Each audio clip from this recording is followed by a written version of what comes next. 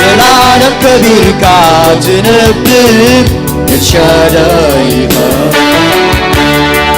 زوفان كاللغة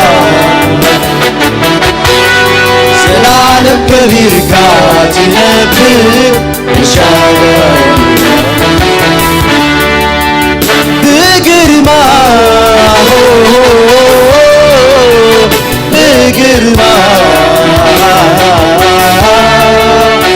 بقرما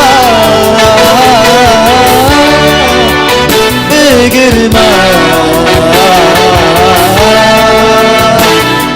عبسوف عنك اللغة زلالم كبير كاتنبب الشدايها عبسوف عنك اللغة زلالم كبير كاتنبب الشدايها لا خيسي بين خايخة لا خيسي بين خايخة أملاخ بين خايخة يسوس يسي بين خايخة يسوس يسي بين خايخة يسوس بين خايخة آمين آمين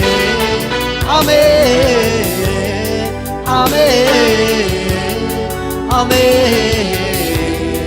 آمين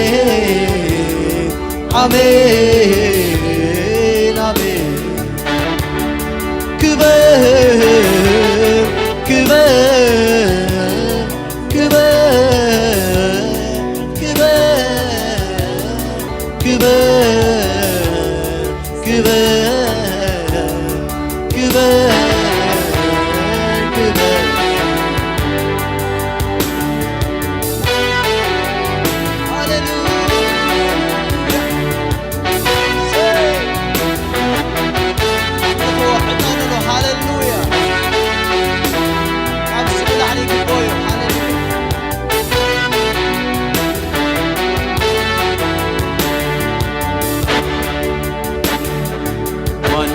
የለም ከኢየሱስ በላይ ስመላለስ በዚች ምድር ላይ ነፍሱን ለኔ ቤዛ ያደረገው እውነተኛ ወዳጄ እሱ ነው። ማንም የለም ከኢየሱስ በላይ ስመላለስ በዚች ምድር ላይ ነፍሱን ለኔ ቤዛ ያደረገው እውነተኛ ወዳጄ እሱ ነው። ማንም የለም ከኢየሱስ በላይ ስመላለስ በዚች ምድር ላይ ነፍሱን ለኔ ቤዛ ያደረገው እውነተኛ ወዳጄ እሱ ነው። በክብሬ በክብሬ በግርማው በግርማው ዙፋን ካለሃ ዘላለም ከቢር ካትነብር ኤልሻዳይ አብ ዙፋን ካለሃ ዘላለም ከቢር ካትነብር ኤልሻዳይ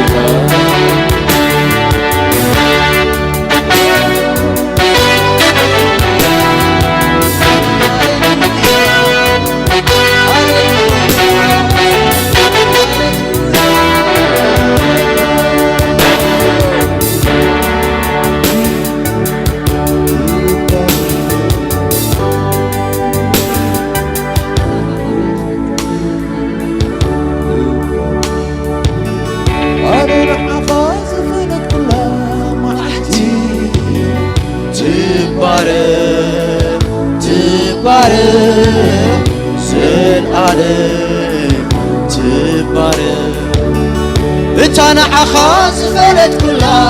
መዓልቲ ትባረኽ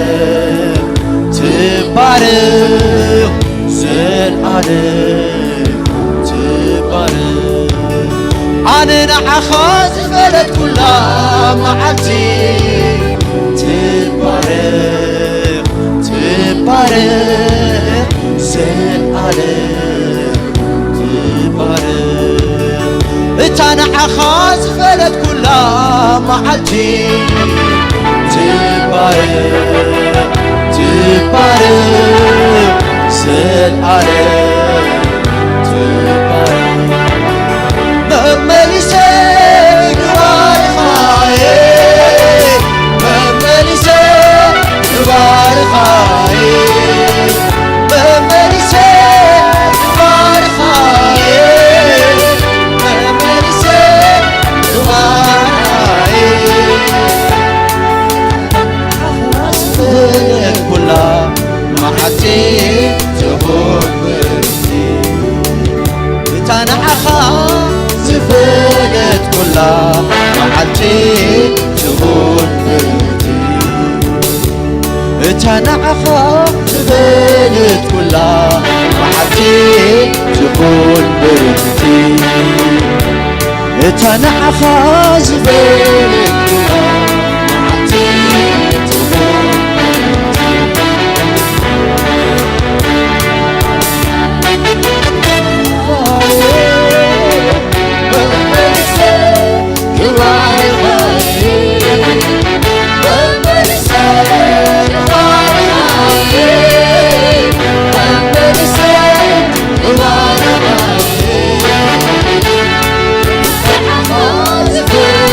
ኩላ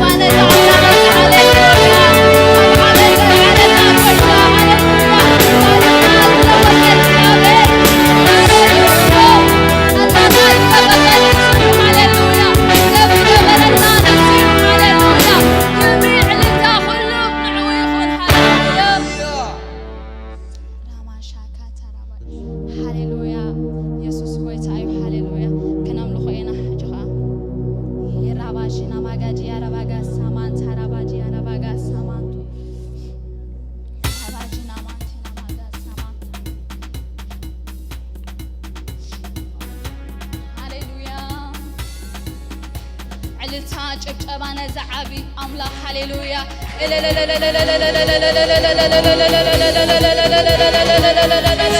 ሃሌሉያ ተመሊኹ ዘይጥገብ ኣምላኽ ተወዲሱ ዘይጥገብ ኣምላኽ ሃሌሉያ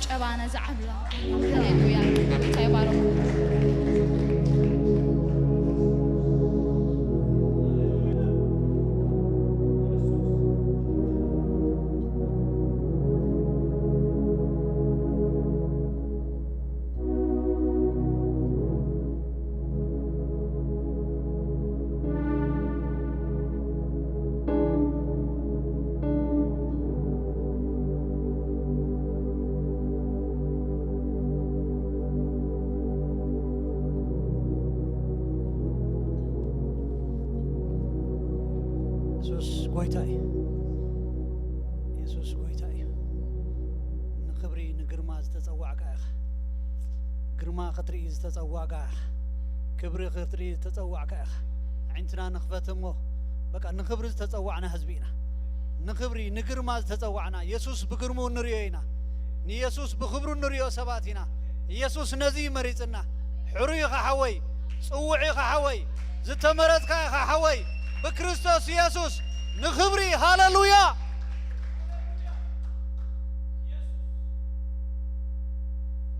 ንኽብሪ ዝተጸዋዕና ኢና አምላክ ንኽብሩ ዝደኮነና እዩ ንምስጋኑ ዝደኮነና እዩ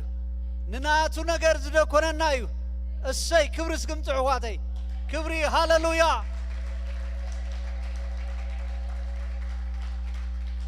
ጻውዒተይን ጻውዒትካን تراصاوعيت ኣይኮነን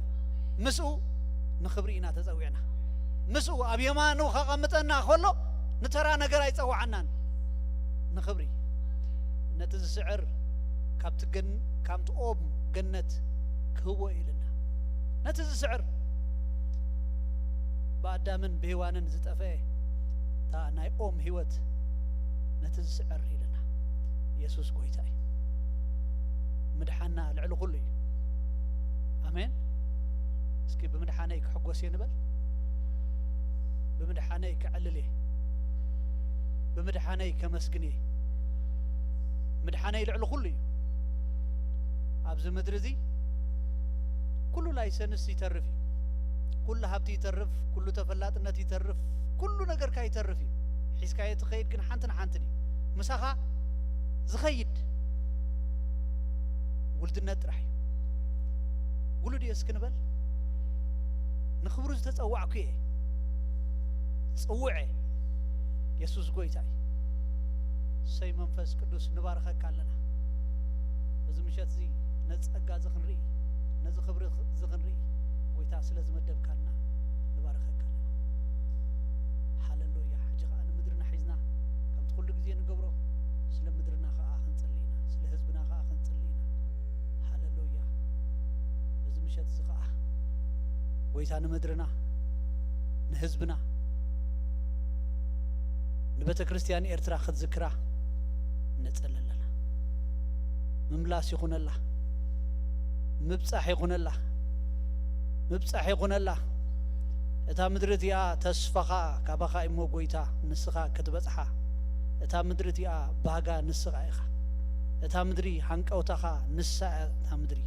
ጎይታ ነጽለለና ንምድርና ክትበጽሕ ንህዝብና ክትበጽሕ ጎይታ ናይ ምድርና ነገር ንስኻ ከተጥዕዮ ንምድርና እግዚአብሔር አምላኸይና ቦይን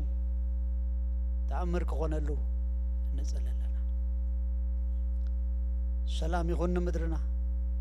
ጽጋብ ይኹን ንምድርና ወንጌል ይኹን ንምድርና ምብጻሕ ይኹን ንምድርና ጎይታ በዚ ቅንያት እዚ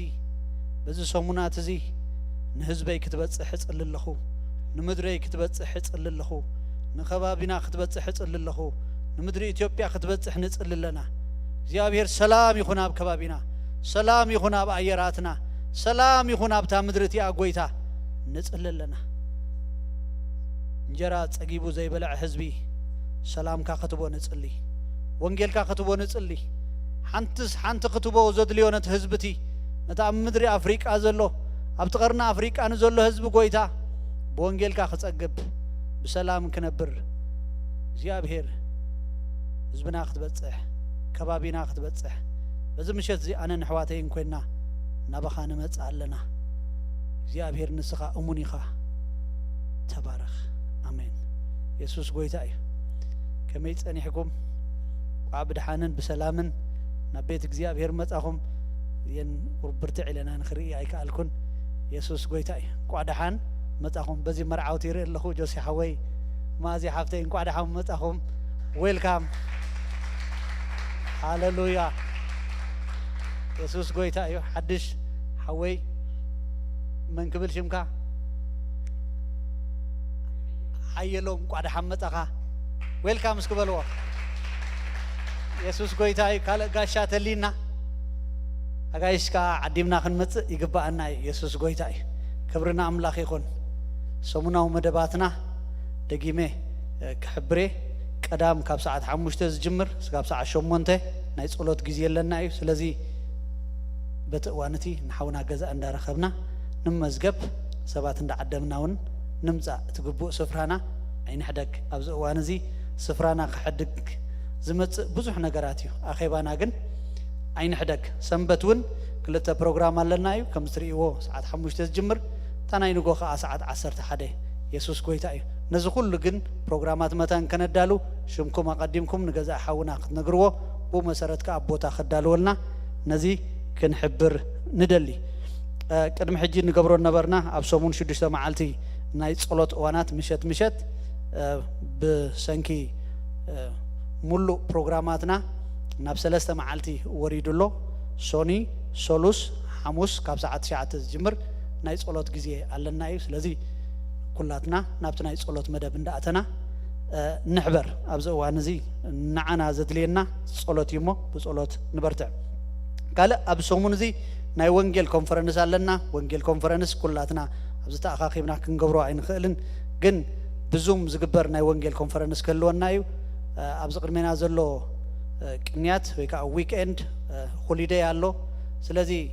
ቀዳምን ሶኒን በዝማዓል ዝኽንጥቀመሉና ኣብ ቀዳም ክልተ ፕሮግራም ክልወናይ ሰዓት 10 ተጀምር እትኸላይ ካኒ ሰዓት 6 ተጀምር ከምኡን ሶኒ ካብ ሰዓት 10 ቀዳማይ ፕሮግራም ክልወናዩ ናይ ካላይ እብረኻኒ ሰዓት 6 ተጀምር በዝውን ዘገልግሉና ከም በዓል ወንጌላዊ ሳምሶን ነቢ ምስጉን ፓስተር ደስታ ከምኡን زمرتي كلنا ينبع ليوناتان نسوسي سلازي سبات ندعدمنا أبجزنا كوينا ويكاني أبجزوا من دخلنا لك كم تن وانجيل نجبرو حزنا يوم نمت نتوم وانجيل مسكرنا لهم كرم حجي نتوم نفلتهم سبات نبجزنا عديمنا وين أبجزوا كيدكم بزوم بحبريدا ناي بنيل زوهابنا أبو خوينا كنكاتات لمو نفسات فرنايو يسوس كويتاي فري سلازي فري متان كبرنا أجزيابير حزنا كنقربينا ازي خبلكم يدلي يسوس غويتايو ابز حلف اوانات امدرنا نزغبر ويكاني اب اثيوبيا نزلو احواتنا محجاز بنهميا بروجكت نغبرو عمتاوي وهبتنا ابز عمت زي 5370 زاكل ገንዘብ ካብዚ ጉባኤ እዚ ተአኪቡ እቲ አድላይነቱ ክብ ስለዝብል ብዙሕ ጽጉማቱን ስለዘለው አድላይነቱ ስለዝተረዳእና ውን 10000 زاكل ገንዘብ ንነህሚያ ፕሮጀክት ካብታ 5000 ዘረኸብናዮ እንደገና ናትናውን ልዕሊ 4700 ተወሲኽዎ 10000 زاكل ገንዘብ ንነህሚያ ፕሮጀክት ይብና ለናሞ በዝና አምላክ ከተመስግኑ እስኪ ብታቀዒትኩምን በለልታኹምን ናአምላክ ክብሪ ክትቡ ኢየሱስ ጎይታ እዩ ስለህያባትኩም ጎይታ ኢየሱስ ይባረኽኩም መባን 20 ክንህብ እንድሕዳ ደሊና بدحري تحوات له يوم الذي مبان 20 كنهب نخل كم تلمودون اونلاين ايميل ترانسفير كنقبر نخلينا بزون نبيت املاخ ندقف እግዚአብሔር ይባርኩም ስለተዘዋጻ መባን 20 كنصلينا ጎይታ ነመስግነክ አለና ከምዛ አመሰለ ጊዜ እዋን ስለዝሃብካና ነባረኸክ አለና መባን 20 ናቤተ ያምጡ ዝበልካ እግዚአብሔር መባናን 20 ካነሰኻ ክትሐልፎ ክትባረኹ بزدل نجار كل እግዚአብሔር أملاخينا بوين إحواتي كباره يتقلله أما أكلنا سؤنن شجرن كيهلو قويتان السخاء كتحلف بيسوس نزل لنا زهلونا نايك الجزء بارخلنا مليسكا كابت نجوز سمعنا يو نلا علي እግዚአብሔር أملاخينا بوين منفس كابز بوتها زخلك نزل لي بنجار كلنا عها كبرن هب باسم يسوس آمين እግዚአብሔር يبارككم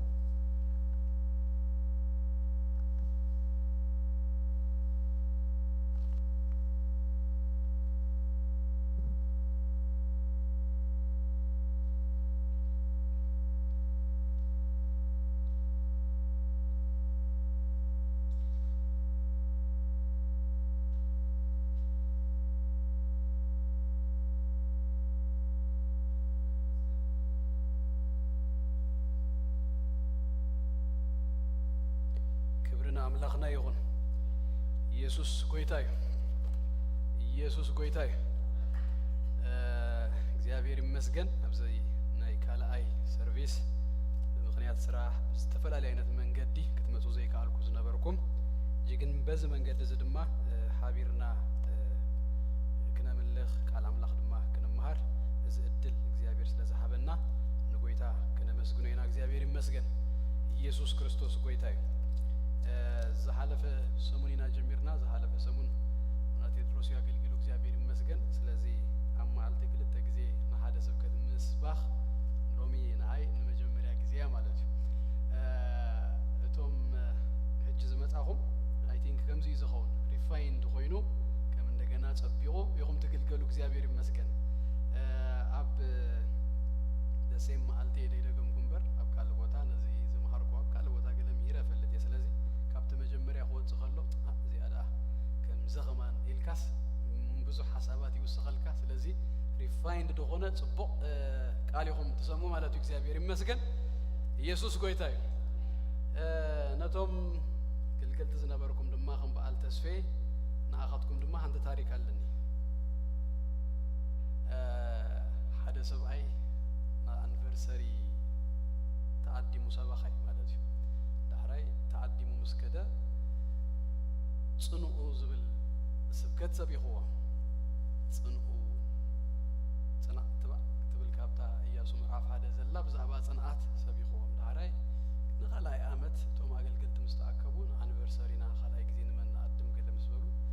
ዝሓለፈ ግዜ ዝመፀ ብጣዕሚ ጽቡቕ ኣገልጊሉና ስለዚ ንኡ ደጊምናስ ክንእድሞ ይግባእ ኢሎም ሕራ ኢሎም ከም እንደገና ኣዲሞሞ እዚ ኣገልጋሊ ኣበይ እንታይ ከም ዘገልግል ኣይምዝግብን መስለኒ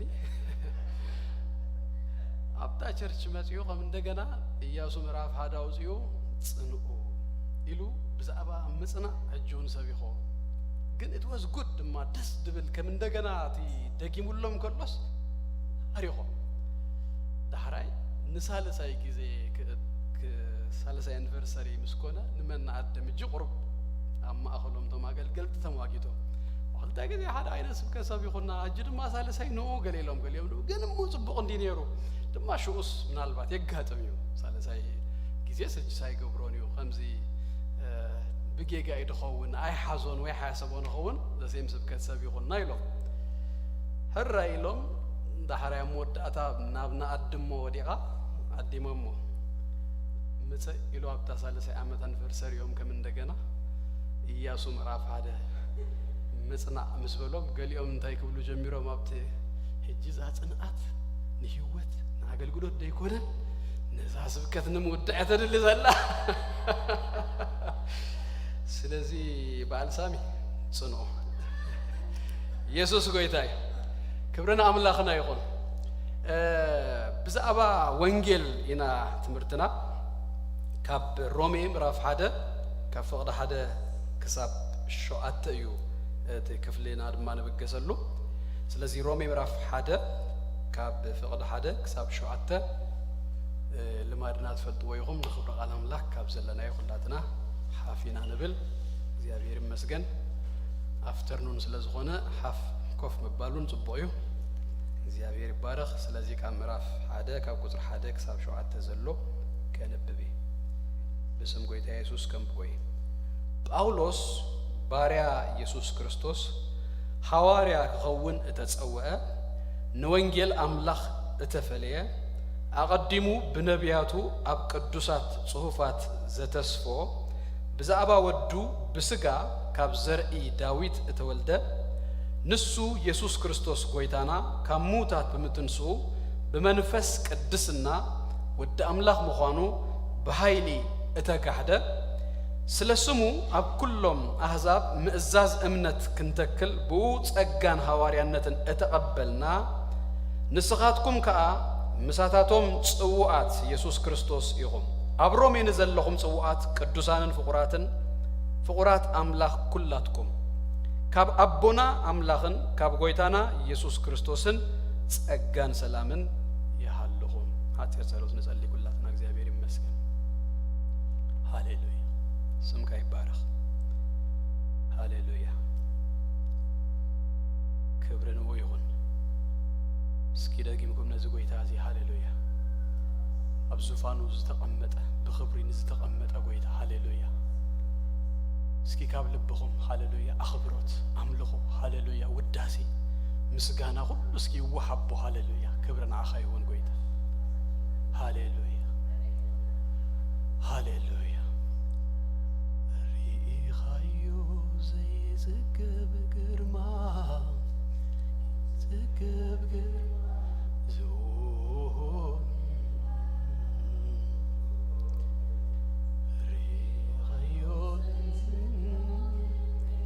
زيمنو كبري كبري نا يسوسي نا يسوسي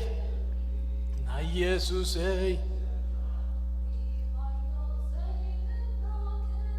ዘይምኖ ክብሪ ኦይ ክብሪ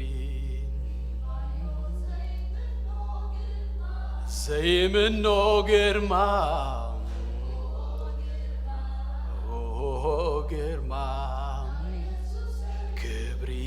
ናኢየሱሰይ ናኢየሱሰይ ናኢየሱሰይ ናኢየሱሰይ ናኢየሱሰይ ሃሌሉያ እግዚአብሔር አምላክና ናቦናን በጎይታ በክርስቶስ ኢየሱስ ስም ደግምና ነኽብረካለና ዘይምኖ እግዚአብሔር አቦ ዘይጽገብ ክብሪ ዘሎካ አበላውነትካ መዃን ናኻ ምውዳስ ናኻ ምምስጋን እግዚአብሔር ናብ ጸጋ ዙፋንካ ምቅራብ እግዚአብሔር አዝዩ ባሕዘብል ሞነ መስግነካለና ስለዚህ ሆነልና ነገር ሁሉ እግዚአብሔር አቦ ደግምና ክብሪ በኢየሱስ ክርስቶስ ስም ናኻ ንህባለና ጎይታ እጅ ድማ ንጽል ያለና ንቃልካ ክትበና እግዚአብሔር አቦ ንስኻ ቃልካ እግዚአብሔር ክትቆርሰልና በኢየሱስ ክርስቶስ ስም ንነፍስ ወከፍና እግዚአብሔር ድምጽኻ ንነፍስ ወከፍና እግዚአብሔር ቃልካ በኢየሱስ ስም ከመጸልና ንጽል ያለና ቃልካ እግዚአብሔር አቦ ከም ብዙህ ማያት ድምጽኻ ከም ብዙህ ማያት የተባሂሉ ተጻሒፉሎ ናብ ነፍስ ወከፍና እግዚአብሔር አቦ ከከም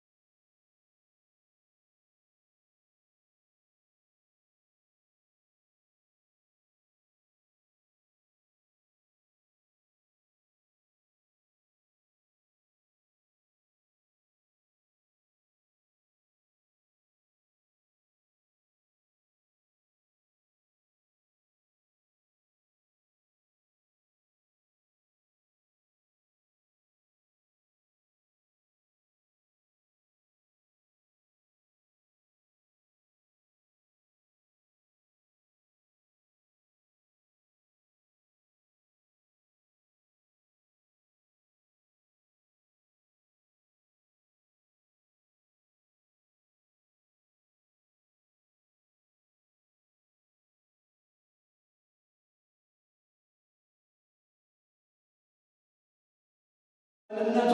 በመንጋር ይስጀምር ታሲብኩሞ እቲ ከመይ ኮኸው እንደለው ዝኾነ ደብዳቤ ተመጽየኩም አለ ከመይ ይገብር ዝኾነ ደብዳቤ መስመጽን whatever ካብ ዝኾነ ጅጓ ደብዳቤ ከንቀደም በፖስታ አሽጉም ተገዲፉ ወይ ናይ ገቨርንመንት ወይ ዝኾነ ነገር መጽየኩም ከመጽና ሆኖ ቅድሚ እቲ ትሕስቶም ባይ ካበይ ከም ዝተሰጠ ይደብሩ ወይ غير መወዳታ ወይ ኣብቲ አድራሻ ተጻሐፉሉ ምን ይሁን ይደጻል እና ናይ ብሉይ ኪዳን ናይ ሐድሽ ኪዳን መልእክታት ክጽፉ ከለው ደብዳቤ ስለዝኾነ ከምኡ ጌሮም መጀመሪያ አስማቶም ምን ከም ዝኾኑ ዝዛረቡ ሰላምቶም ዝርቡ ስለዚህ ጳውሎስ ኣብዘን ሸዓተ ቁጥርታት ብዛዕባ ገዛእሱ ሰላምታ ድማ በመሃብ ይጀምሩ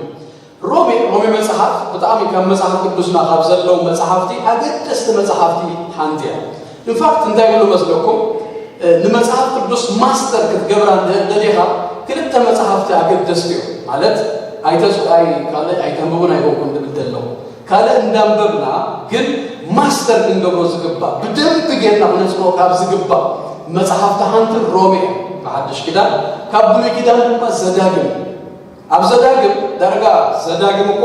ንሁሉ ሕግታት እንታይ ይልው ደጊሙ ወይ ስለዚህ ዘዳግም እንደህር ጽቡቅ የርና ፈለቅና ብሉይ ኪዳን ይዝናያልና ወደ ኢየሱስ ክርስቶስን ብዙ ጊዜ ዝጣቀሶ ዘዳግም ንዘዳግምን ንሮሜን ጽቡቅ ጌርካ ማስተር ንድሕር ጌርካዮ ኣብኡ ዘሎ ድማ ትምህርታት ወይ ድማ ኣብኡ ዘሎ መለኮታዊ ሓሳባት ስለ መለኮታዊ ሓሳባት ኣገደስቲ እዩ መጽሓፍ ቅዱስ ባሕቲሩ እዩ ዝበሃል ሮሜ the gospel complete ዝኾነ gospel በቃ ሙሉእ ዝኾነ ናይ ወንጌል መልእኽቲ ኣብ ሮሜ መጽሓፍ ኣሎ ብዛዕባ ጽድቂ ብዛዕባ ፍርዲ ብዛዕባ ኃጢአት ብዛዕባ ጸጋ ብዛዕባ ምህረት ብዛዕባ እምነት ኩሉ ሲ ናይ ሓድሽ ኪዳን ትምህርታት ደበሉ ሁሉም ኣብ ሮሜ እዩ ከየጋነንኩ ድማ ብዘን ሸውዓተ ቁጽርታት ንኹሉ ከም ኢንትሮዳክሽን ከም ዳሕራይ ክመጽኦ እየ ዝዓይነቱ ንኹሉ ድማ ብጫፍ ጫፍ ነጊሩና ኣሎ ኣብዘን ሸውዓተ ቁጽርታት ስለዚ ነዘን ሸውዓተ ቁጽርታት ኢና ሎም መዓልቲ ክንርኢ ብሰለስተ ክንመቆይና ሞመት ሓዝ ኾነልና ዓይነት ስለዚ ሰለስተ ሓሳባት ኣልዒልና ካብዘን ሸውዓተ ቁጽርታት ክንመሃር ኢና ሎም ንጎ ሎም ነይረ ሮሜ ንብዙሓት ሰባት ታሪክ ዝለወጠ ብዙሕ ሪቫይቫላት ምትንሳእ ምኽንያት ዝኾነ እዩ መጽሓፍ ሮሜ ካብ ቀደም ካብ ራእባይ ክፍለ ዘመን እንድሕር ጀሚርና ሰይንት ኣውጉስቲን ብናይ መጽሓፍ ሮሜ እዩ ናብ ድህነት ዝመጽእ ቅድሚ 500 ዓመት ዓብዪ ተሓድሶ ተባሂሉ ዝፍለጥ ማርቲን ሉተር እግዚአብሔር ዝተጠቀመሉ ማርቲን ሉተር ምዕራፍ ሓደ ሮሜ ጻድቅ በእምነቱ ብህይወት ዝነብር ትብል ከባዩ ካብ ሮሜ ተበጊሱ ምድሃን ብጽድቂዩ ምድሃን በእምነቱ ዝብል ሶላ ፊዴ በእምነት ጥራይ ሶላ ስክሪፕቶራ በቃል እግዚአብሔር ጥራይ ዝብል ጨርሆ ዝሓዘ ተሓድሶ ዘልዓለ ካብ ሮሜ ተበጊሱ ጆን ዌስሊ ዝበሃል ኣምላኽ ኣብ ዓዲ እንግሊዝ ዳሕራይውን ኣብ ኩሉ ኣሜሪካታትን ምዕራብ ዓለም ኩሉ ዝተጠቀመሉ ሰብ ነይሩ ዌስሊ ዝገርመኩም ካብ ቅዱሳን ቤተሰብ እና ኣብ ቤተ ክርስቲያን ኣብ መንፈሳዊ ቤተሰብ ይባሉ ብዙ ክርስትና ንገዛእ ርሱ ከይተረድኦ ኣብ ክርስቲያን ቤተሰብ ስለዝዓበየ ናብ ኣሜሪካ መፅኡ ኔቲቭስ ከገልግል ዓይነት ኢሉ መፅኡ ግን ፍረዘይ ብሎ ዓይነት አገልግሎታት ቁርብ ደኺሙ ኸይዱ ዳሕራይ ምንም ነዚ ነገር ዘይተረዳእነ ሚሉ ናብ ዓዲ እንግሊዝ ተመሊሱ ናብ ሃገሩ ምስ ተመልሰ ንገዛእ ርሱ ምድሓን ንገዛእ ርሱ ጸጋ ምህረት ዝተረድኦ ሮሜ መጽሓፍ ከንብብ ከሎ ካብ ሮሜ ህይወቱ ለዊጥዎ ሜቶዲስት ዝበሃሉ እቲ ስታይ ቆእቲ ዋና መሰረቱ እሱ ይሆኑ እምበር ከምዚ ኸይዱ እቲ ናቱ እንታይ ዝበሃል ብራንች እንዳኸደ ክሳብ ዓድናት እዩ ፌዝ ሚሽን ገለቆ ናይ ሜቶዲስት መሰረቱ ካብኡ ዝብገዝ እናዚ ጆን ዌስሊ ዝበሃል ሮሜ አንቢቡ ብርሃን በሪሁ እጂ ታሪክ ጥራይ ዘይኮነ ድማ እጂ ነገዛ ርዝኹም እንተዝሓተኩም ክድህኑ ከለኩም ብየናይ ጥቕሲ ዲንኩም እንታይ በሪሁኩም እንተዘለኩምኮ ናይ መብዛሕትና ካብ ሮሜ ንገሌና ሮሜ ምዕራፍ 3:23 ኩሎም ሓጢኦም ክብሪ ኣምላኽ ስኢኖም እዮም ዝብል ምስ ተረዳእና ምናልባት ናብ ድህነት ዝበፅኣና ኣብዘን ካብ ሮሜ ጥቕስታት ይኹን ወይ ድማ ምዕራፍ 5 ቀዳማይ ኣዳም ካልኣይ ኣዳም እንዳበለ ንኽልቲኡ ዘወዳደረሉ ነዚ ክልዚ ኣረዲኦሙና ነጊሮሙና ይኹን ኣብኡ ኣብቲ ምዕራፍ 5 ጸላእቱ ከለና ብክርስቶስ ኢየሱስ ኣምላኽ ምስ ገዛእ ርሱ ኣተዓረቐና ዝብል እዚ ተነጊሩና ሆ ወይ ሮሜ ምዕራፍ 6:23 ዘላ ኣስበ ኃጢአት ሞት እዩ ናይ እግዚአብሔር ህያው ግን ብክርስቶስ ኢየሱስ ናይ ዘለዓለም ህይወት እዩ ከም ዘለዎ ኣምላኽ እንተዝኸፍለካስ ኣስብኻ ሞት እዩ ተባሂሉ ተነጊሩና ሆ ነገር ግን ህያው ኣሎ ተቐበል ብክርስቶስ ኢየሱስ ናይ ዘለዓለም ህይወት እዚ ናይ ኣምላኽ ህያው ንኣኻዩ ተባሂልና በዚህና ድህና ንኸው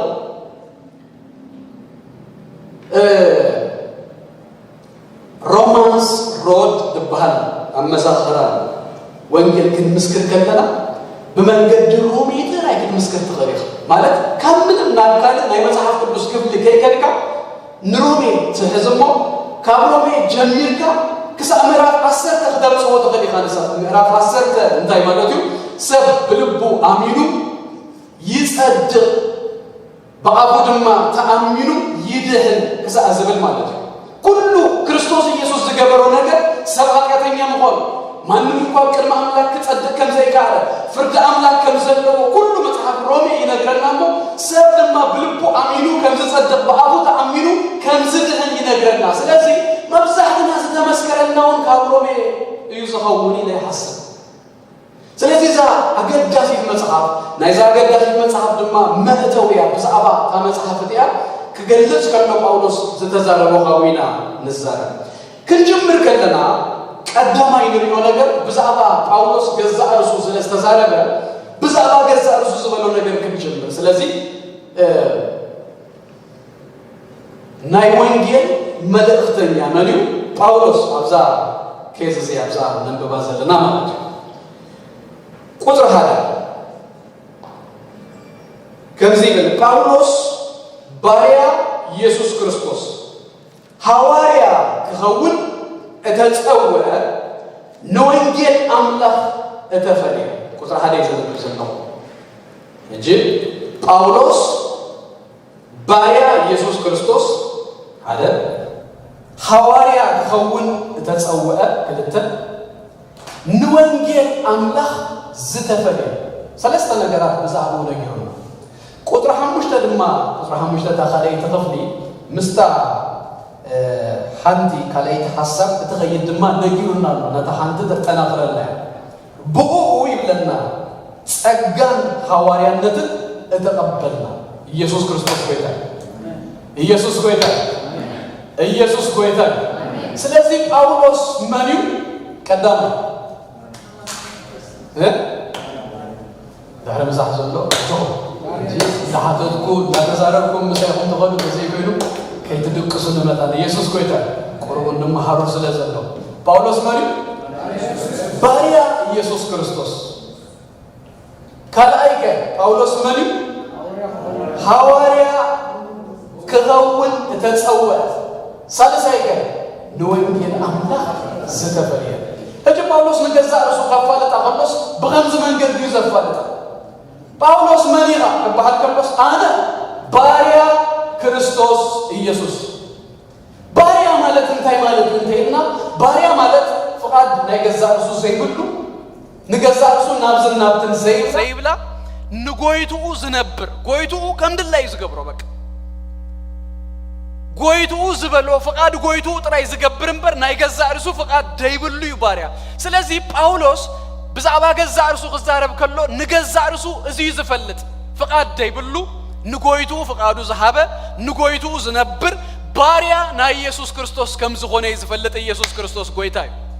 ክብረና አምላኽና ይኹን ባሪያ አምላኽ እዩ ባሪያ ክርስቶስ እዩ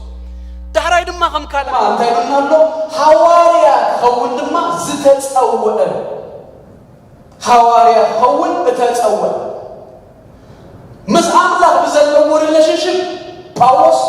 ባሪያ አምላኽ ናይ ገዛእ ርእሱ ፍቃድ ደይብሉ ፍቃዱ ብገዛእ ርእሱና አምላኽ ንጎይቱ ዘረከበ ኪድ ናብ ዘሎ ክኸይድ ግበር ንዝብሎ ክገብር ገዛእ ርእሱ ዝሃበ እዩ ጳውሎስ